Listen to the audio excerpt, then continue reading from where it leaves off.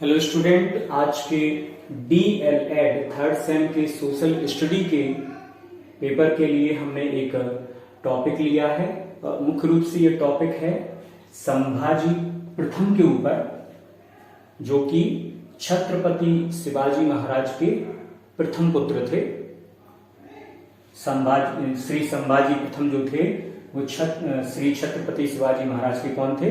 प्रथम पुत्र थे। उनके ऊपर हमने ये टॉपिक बनाने का प्रयास किया है, क्योंकि उनके बारे में जितनी भी किताबें हैं उनमें बहुत छोटे रूप में दिया गया है, तो मैंने थोड़ा सा जितनी भी जानकारी प्राप्त हुई उसको बनाने का एक प्रयत्न किया है। ठीक है, तो छत्रपति शिवाजी महाराज जी की अगर बात करें तो उनकी दो पत्नियां थी, ये बात ध्यान दीजिएगा। और जब उनकी मृत्यु हो गई सन 1680 में, छत्रपति शिवाजी महाराज की मृत्यु हो गई, तो उस समय उनके दो पुत्र थे। दो पत्नियों के दो पुत्र थे। तो प्रथम पुत्र का नाम था श्री संभाजी महाराज प्रथम और द्वितीय पुत्र का नाम था श्री राजा राम जी महाराज।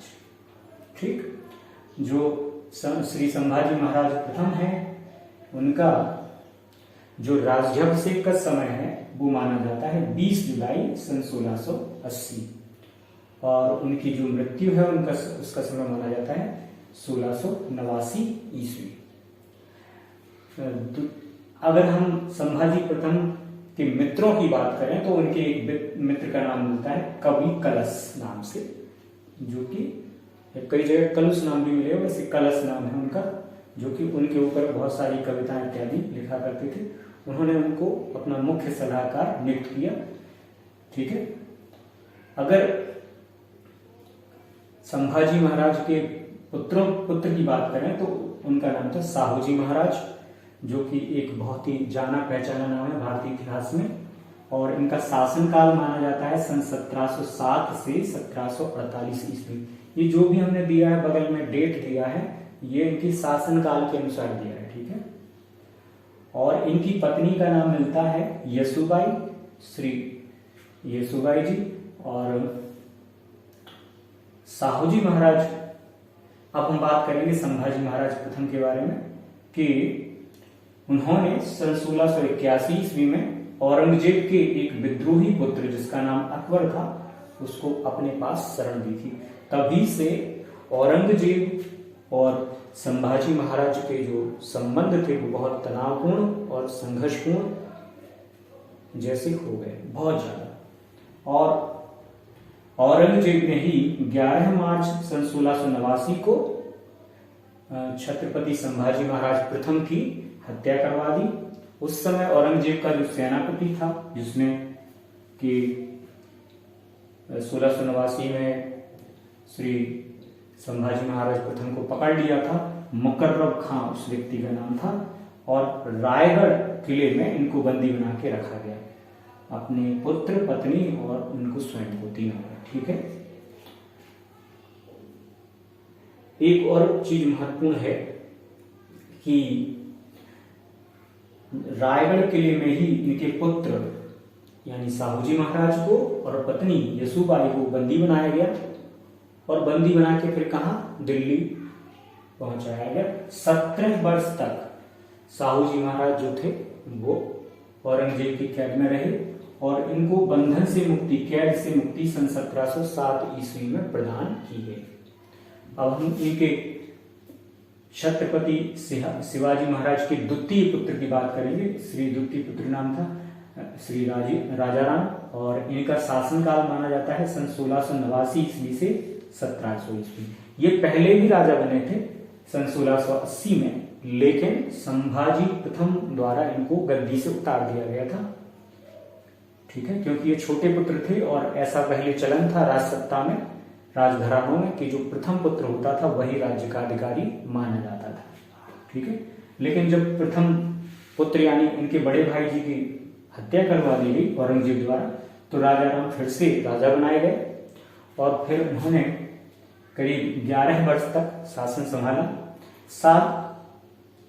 अब एक चीज महत्वपूर्ण हो गई कि जब औरंगजेब ने 1689 में श्री छत्रपति संभाजी महाराज प्रथम की हत्या करवा दी, तो रायगढ़ पर भी किसका कब्जा हो गया था? औरंगजेब का कब्जा हो गया था। तो श्री राजा राम जी महाराज ने रायगढ़ से भागकर अपनी राजधानी कहां बना ली? जिंजी में बना ली। ठीक है, जिंजी एक ऐसा किला था जो कि आसानी से जीता नहीं जा सकता था और करीब करीब 1600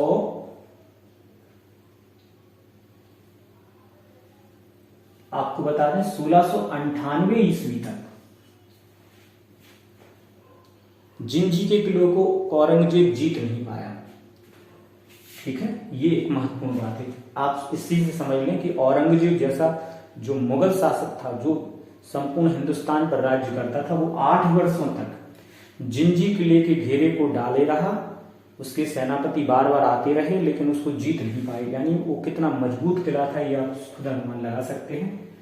राजा राम जी के सेनापति या कहें कि सहयोगी जो थे, उनके नाम थे शांताजी घोरपड़े और धन्ना जी यादव, जिन्होंने उनको भरपूर सहयोग दिया। उनके एक मंत्री का नाम था रामचंद्र पंत, जो कि पश्चिमी भागों में औरंगजेब को हराने के लिए अपनी पूरी ताकत झोंके रहे थे। इन तीनों ने मिलकर, रामचंद्र पंत, शांताजी घोरपड़े और धन्ना जी यादव ने राजा राम का भरपूर समर्थन किया और औरंगजेब के दांत खट्टे कर दिए, उनके सेनापतियों के दांत खट्टे कर दिए युद्ध के मैदान में।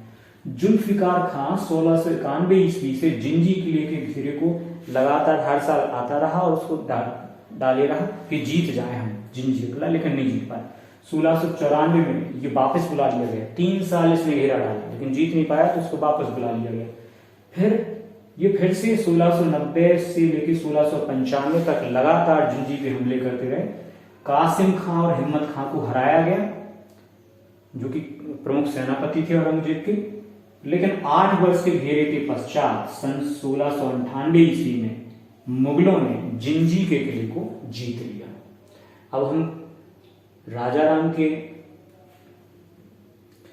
पत्नी और पुत्र की बात करें तो राजा राम की पत्नी का नाम था ताराबाई और इन्होंने भी 1700 से लेकर 1707 ईस्वी तक राज्य किया है। राजा राम के बड़े पुत्र का नाम था कर्ण, जिसकी चेचक से मृत्यु हो जाती है ऐसा बताया गया है, और द्वितीय पुत्र का नाम था श्री छत्रपति शिवाजी महाराज द्वितीय। ये एक महत्वपूर्ण बात है। इन्होंने 1700 से 1707 ईस्वी तक शासन किया। जब बड़े पुत्र कर्ण की मृत्यु हो गई तो द्वितीय पुत्र जो था राजा राम महाराज जी का, शिवाजी द्वितीय के नाम से अपनी गद्दी पे बैठा। उस समय उसकी आयु थी मात्र 4 वर्ष। तो जो वास्तविक सत्ता थी वो किसके पास थी? ताराबाई के पास। और शिवाजी द्वितीय के नाम से उन्होंने राज्य चलाया। जिंजी को उन्होंने सबसे पहले अपनी राजधानी बनाया, क्योंकि रायगढ़ तो औरंगजेब के कब्जे में थी, और जिंजी के बाद उन्होंने सतारा के किले को अपनी राजधानी बनाया। ये एक महत्वपूर्ण बात है। लेकिन 1700 ईस्वी में सतारा का भी घेरा मुगलों ने डाल दिया और उसको जीत लिया। लेकिन धीरे धीरे एक चीज और महत्वपूर्ण है कि जब 1707 ईस्वी में शिवाजी द्वितीय की मृत्यु हो गई तो फिर राजा राम का एक सौतेला पुत्र था जिसका नाम था संभाजी महाराज द्वितीय, और वो निश्चित रूप से एक शक्तिशाली राजा के रूप में भारतीय इतिहास में आए। 1707 से 1760 ईस्वी तक उनका शासनकाल चला, लेकिन उनका शासन करने का जो केंद्र था वो कहां था? कोल्हापुर। ठीक है, और जो साहूजी महाराज का केंद्र था वो कौन सा केंद्र था? सतारा। यानी मराठा साम्राज्य की अब 2 राजधानियां हो गई, सतारा और कोल्हापुर। बाद में पूना राजधानी बनाएगी बाद में, लेकिन पहले 2 केंद्र बन गए थे, एक सतारा और एक कोल्हापुर।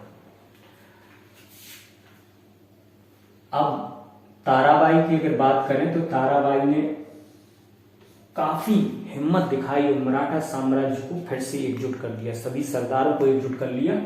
7 वर्षों तक उन्होंने जो मराठा साम्राज्य के लिए किया वो शायद किसी ने नहीं किया 7 वर्षों में।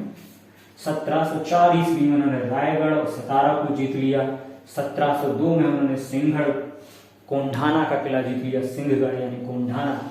तोरण का किला 1704 में जीता। खेलना का किला 1702 में जीता। परली का किला 1700 ईस्वी में जीता। बजनजीरा का किला 1705 ईस्वी में जीता। बरार क्षेत्र को 1703 ईस्वी में जीत लिया। 1707 ईस्वी में गुजरात की बड़ौदा को उन्होंने जीत लिया। तो आप अनुमान लगा सकते हैं कि उन्होंने कितना संघर्ष किया मुगलों के खिलाफ। 1731 ईस्वी में बरना की एक संधि हुई जिसके द्वारा साहू और संभाजी द्वितीय, क्योंकि ये दोनों ही आपस में भाई भाई थे, रिश्ता भाई का था। संभाजी द्वितीय किसके लड़के थे? राजा राम के। और साहू जी महाराज किसके लड़के थे? संभाजी प्रथम के, छत्रपति संभाजी महाराज प्रथम के।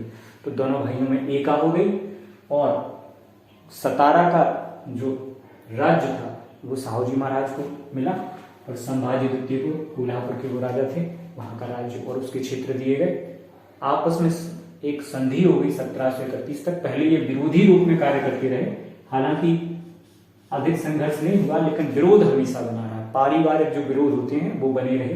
लेकिन 1731 में इसकी बरना की एक संधि हुई और उसमें परिवार में क्या हो गया? एका स्थापित हो गया। और संभाजी महाराज ने 1760 ईस्वी तक निष्कंटक रूप से राज्य किया। उसी तरह से 1748 ईस्वी तक साहू जी महाराज ने भी निष्कंटक रूप से राज्य किया। पेशवाओं के उत्थान की कहानी साहू जी महाराज के राज्य में ही आगे चलकर हुई, लेकिन जब तक साहू जी महाराज जीवित रहे तब तक पेशवा उनके एक तरह से कर्मचारी के रूप में कार्य करते रहे। उन्होंने पेशवाओं को उन्होंने सम्मान दिया, सब कुछ दिया, लेकिन वो उनके एक सहयोगी या कर्मचारी के रूप में कार्य करते रहे, प्रधानमंत्री की तरह। लेकिन सत्ता, वास्तविक सत्ता किसके पास थी? साहू जी महाराज के पास। उनके आज्ञा के बिना कुछ भी नहीं किया जा सकता था किसी भी स्तर पे। जब तक वो जीवित रहे सब कुछ, यानी राज्य का संपूर्ण सत्ता का केंद्र साहू जी महाराज के हाथ में रहा। उसी प्रकार से कोल्हापुर राज्य की जो सत्ता का केंद्र था वो संभाजी द्वितीय महाराज जी के हाथ में रहा।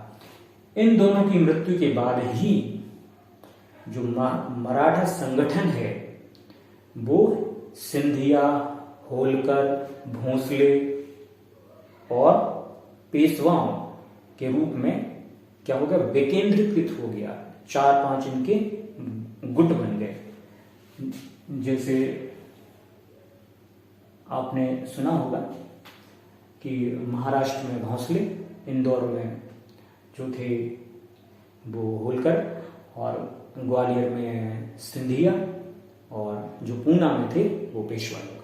तो इस तरह सत्ता के काफी केंद्र बन गए। यानी एक तरह से मराठा जो साम्राज्य था वो विभिन्न गुटों में परिवर्तित हो गया, लेकिन फिर भी वो संगठित थे। उनके पास अपनी अपनी सेनाएं थी, लेकिन आपस में वो एका के साथ रहते थे। काफी समय तक वो एका के रूप में बने रहे और साम्राज्य का विस्तार होता गया। ठीक है, तो इस तरह से हमने ये संभाजी प्रथम के बारे में थोड़ी सी चर्चा की। थोड़ी सी चर्चा हमने साहू जी महाराज के बारे में की, थोड़ी सी चर्चा राजा राम जी के बारे में की, और शिवाजी द्वितीय, कर्ण और संभाजी द्वितीय के बारे में भी चर्चा की, और इसके साथ ही साथ हमने ताराबाई के बारे में भी चर्चा की संक्षिप्त रूप में। और हमें विश्वास है कि आपने इस टॉपिक को समग्र रूप से ग्रहण किया होगा। वैसे इस टॉपिक का नाम रख सकते थे कि शिवाजी महाराज के बाद मराठा साम्राज्य के जो राजा थे, ऐसा एक टॉपिक रख सकते थे। ठीक है, तो शिवाजी महाराज के बाद मराठा साम्राज्य के बीच सत्ता का संघर्ष, इसको एक टॉपिक के रूप में आप रख सकते थे। मुझे लगता है कि आपने उचित रूप में इसे ग्रहण किया होगा। और जो भी डेटा है उसके बारे में हम एक बात करना चाहेंगे कि दिल्ली विश्वविद्यालय की किताबों से, एनसीईआरटी की किताबों से और लूसेंट की बुक से, एससीईआरटी की बुक्स से सभी डेटा जैसे कि तारीखें, स्थान, व्यक्ति का नाम, उनकी संतानों का नाम, उनकी पत्नी का नाम, युद्ध का नाम जैसे आंकड़े इकट्ठे करते समय विशेष सतर्क रहें, और जो सबसे सटीक उत्तर हो, और इंटरनेट पे भी आप देखें नेट के माध्यम से कि कौन से डेटा को सही माना जा रहा है, क्योंकि ये समय परीक्षाओं का युग है।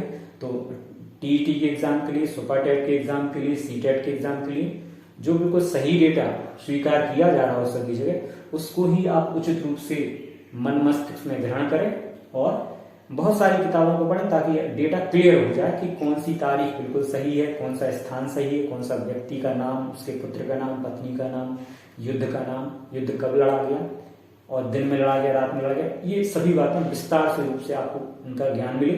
तो इसका विशेष ध्यान रखें कि उचित डेटा जो माना जाए, स्वीकार किया जाए, उसको ही आप याद करें। ठीक है, थैंक यू वेरी मच।